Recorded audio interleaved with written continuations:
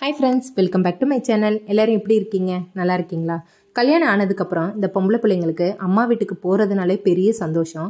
அந்த அளவுக்கு மழை பெஞ்சோனே இந்த செடிங்களுக்கெல்லாம் அப்படி ஒரு சந்தோஷம். என்னோட மாடி தோட்டத்துல க்ரோ பேக்ல வச்சிருக்க மணத்தக்காளி கீரை இந்த மழைக்கு அதுவுமா செம்மையா தலன்னு வளர்ந்துருந்தது. வளர்ந்த கீரை எல்லாத்தையும் பறிச்சு இன்னைக்கு ஒரு ரெசிபி செய்ய போறேன். பறிச்சுட்டு வந்த கீரை எல்லாத்தையும் நல்லா தண்ணி ஊற்றி வாஷ் பண்ணி எடுத்து வச்சுக்கிறேன்.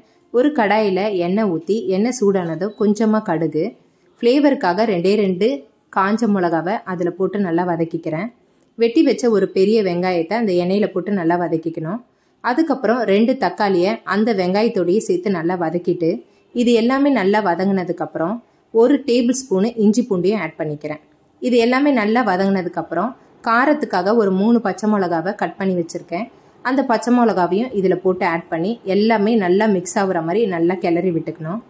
சோம்பு, சீரகம், கசகசா இது 3 சரிசமமாக எடுத்து அதை பவுட்ரு பண்ணி எடுத்து வச்சுருக்கேன்.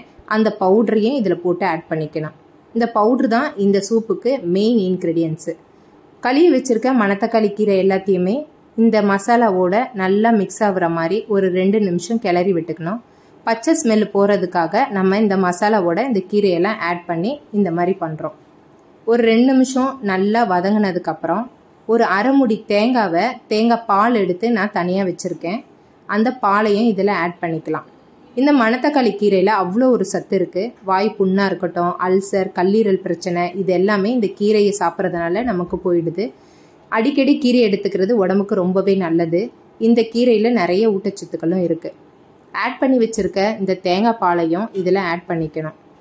தேங்காய் பால் நல்லா கொதித்து மசாலா எல்லாம் நல்லா மிக்ஸ் ஆன பிறகு அடுப்பை சிம்மில் வச்சு மூடி வச்சோம்னா நம்மளோட மணத்தக்காளி கீரை சூப்பு ரெடி ஆயிடுச்சு.